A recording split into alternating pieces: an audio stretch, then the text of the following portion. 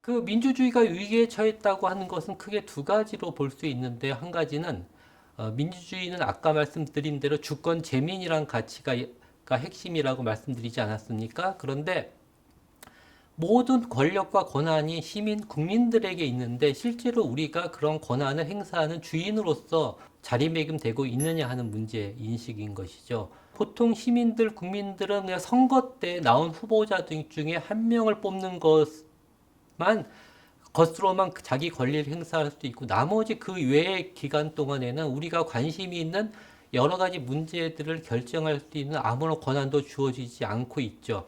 민주주의라고 하는 정치 제도가 세상에서 제일 좋은 최선의 정치 체제라고 한다면은, 이런 우리들이 먹고 사는 문제가 힘들어지는 것에 대해서도 항상 새로운 대안을 제시해 줄 수 있어야 되는데, 민주주의는 오랫동안 여기에 대해서 아무런 얘기도 해주지 못했다는 겁니다. 그러니까 사람들은 이렇게 의심하기 시작한 거죠. 민주주의가 정말 최선의 정치 체제가 아니거나, 지금의 민주주의는 뭔가 제대로 작동되지 않는 상태에 처해 있거나, 둘 중에 하나가 아닌가, 이런 문제 제기를 하면서 이런 구호도 많이 나왔어요. 민주주의가 밥 먹여주냐, 뭐 이런 얘기도 많이 했던 것이죠. 각계각층에서 이 문제를 극복하기 위한 오랫동안의 고민과 논의를 통해서 한 80년대 중후반이 되면서 한 가지 합의를 하게 됐습니다. 그 합의한 내용이 뭐냐면은, 이제 우리 사회가 질적으로 지속 가능하게 발전하기 위해서는 과거와 같이 선거로 뽑힌 정치 지도자들이 모든 걸 일방적으로 결정하고, 시민들은 그 결정을 쫓아가는 그런 사회 발전 논리로는 더 이상 우리 사회가 질적으로 발전할 수 없다라고 하는 합의를 하게 된 것이고요. 그래서 거기에 대한 대안으로 이제 시민들이 우리가 뽑은 정치 지도자와 수평적인 관계를 맺고 권한을 공유해서 그 사회를 운영하고 다스리는 공동의 운영자, 공동의 통치자로 참여할 때만이 우리 사회가 지속적으로 발전할 수 있다라고 이렇게 합의를 하게 된 것이죠.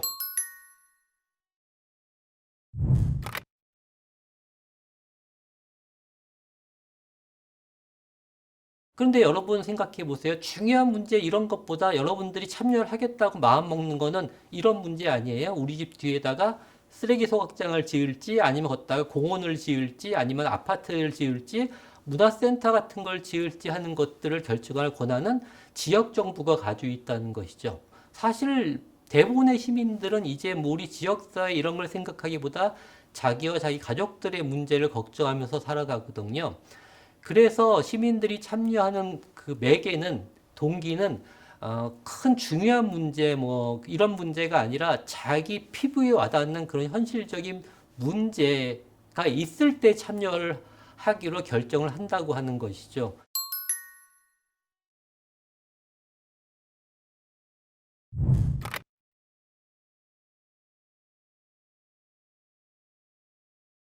우리 시민들, 즉 주민들의 권한을 사용할 수 있는 능력을 어떻게 키울 건가 하는 게 중요한 이제 우리들의 관건이 될 수 있죠.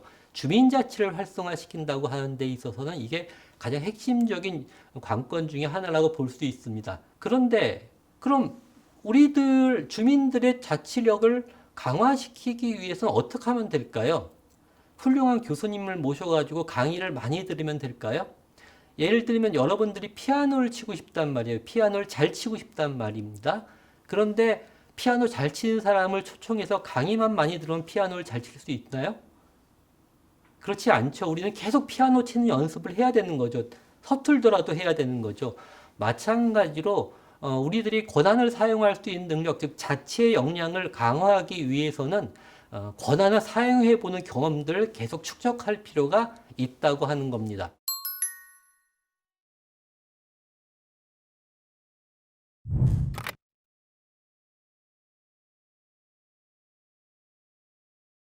새로운 주민자치 정책의 핵심은 크게 두 가지입니다. 한 가지는 실질적인 권한을 넘겨주겠다고 하는 것이고, 또 한 가지는 그 권한을 사용할 주체들의 주민 대표성을 강화하겠다고 하는 것이죠. 기존에는 읍면동이 내년도에 우리가 무슨 사업을 할 것인지를 결정할 권한을 갖지 못했습니다.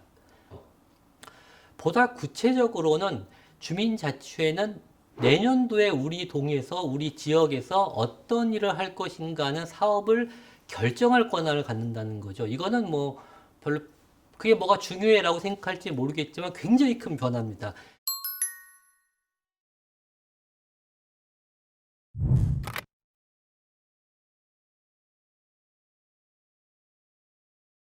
자치계획에는 뭐 여러 가지 내용이 포함되어 있죠. 주민자치를 어떻게 운영할 건지, 위스탁을 어떻게 할 건지, 뭐 여러 가지 내용이 포함되지만 가장 핵심적인 건 아까 말씀드렸듯이 내년도에 우리가 어떤 사업을 할 것인가를 결정할 권한을 주는 겁니다.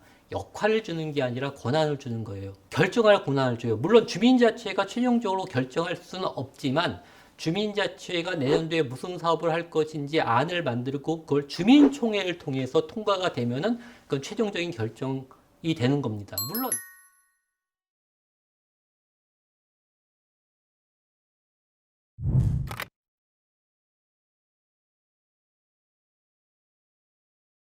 주민자치회의 주민 대표성을 강화하는 방안으로 채택한 것이 뭐냐면은 공개 모집 및 공개 추첨을 통해서 주민자치회를 구성하겠다고 하는 겁니다.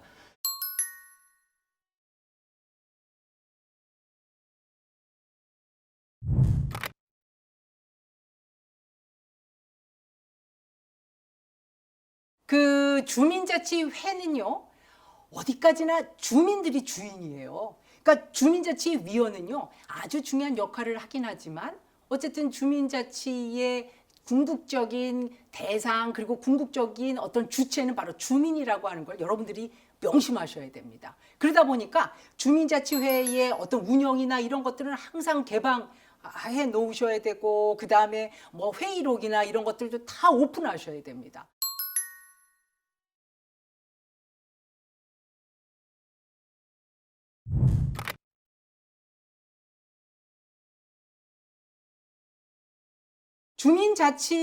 주민자치위원회를 조금 이제 개선을 해서 우리가 주민자치회로 이렇게 변경을 해서 시범적으로 실시를 해봤는데요.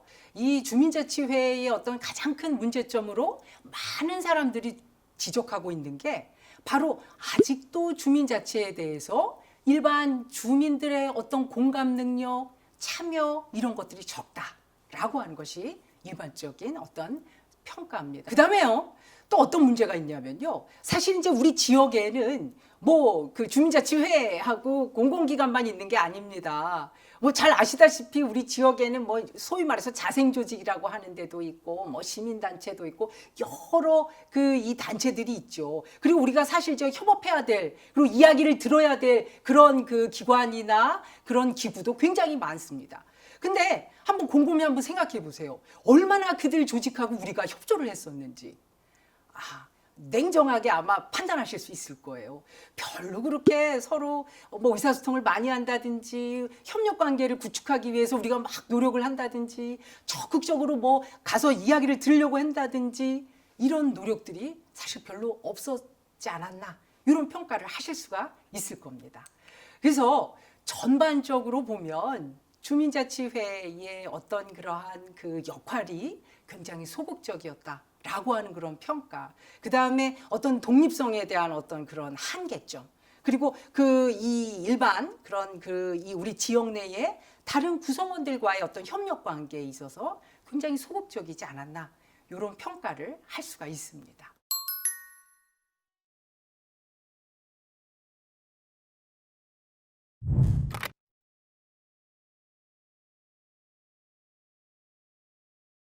주민자치회가 이렇게 굉장히 아주 그 주도적으로 어떤 역할을 할 수 있을 거라고 생각했는데도 불구하고 한 7년 정도 시범적으로 운영을 해봤는데 결과적으로 지금 놓고 보면 과연 그런가? 정말 그 주민자치가 주도적으로 나서서 그 지역의 문제를 해결하고 정말 역동적으로 역할을 했나? 라고 하는 측면에서 보면 굉장히 회의적입니다. 물론 뭐 여러 가지 이유가 있습니다. 사실은 뭐 예산도 좀 부족하고 그리고 뭐 인적 자원도 좀 부족하고 이런 문제가 있었죠. 잘 아시다시피 우리 지역에는 뭐 소위 말해서 자생 조직이라고 하는 데도 있고 뭐 시민 단체도 있고 여러 그 이 단체들이 있죠. 그리고 우리가 사실 저 협업해야 될 그리고 이야기를 들어야 될 그런 그 기관이나 그런 기구도 굉장히 많습니다. 근데 한번 곰곰이 한번 생각해 보세요. 얼마나 그들 조직하고 우리가 협조를 했었는지. 냉정하게 아마 판단하실 수 있을 거예요. 별로 그렇게 서로 뭐 의사소통을 많이 한다든지 협력 관계를 구축하기 위해서 우리가 막 노력을 한다든지 적극적으로 뭐 가서 이야기를 들으려고 한다든지 이런 노력들이 사실 별로 없었지 않았나 이런 평가를 하실 수가 있을 겁니다.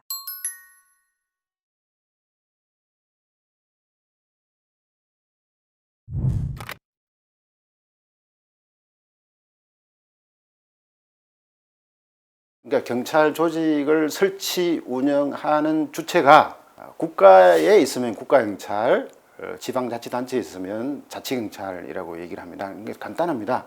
지금까지 효율성에 좀 더 중점을 두었다면 좀 더 민주성 그리고 시민이 참여하는 부분에 좀 더 강조하기 위해서 자치경찰제를 논의하는 것이다. 우리나라가 지방자치제가 실시된 지가 1991년부터 시작됐습니다.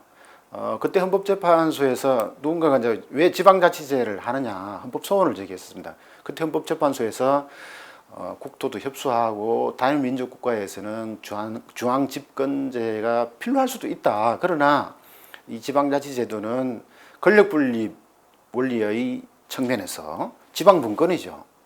경찰도 마찬가지입니다. 경찰권 중앙집권화된 거를 경찰권을 지방으로 분산시켜주면서 경찰권 분산하자는 거고요.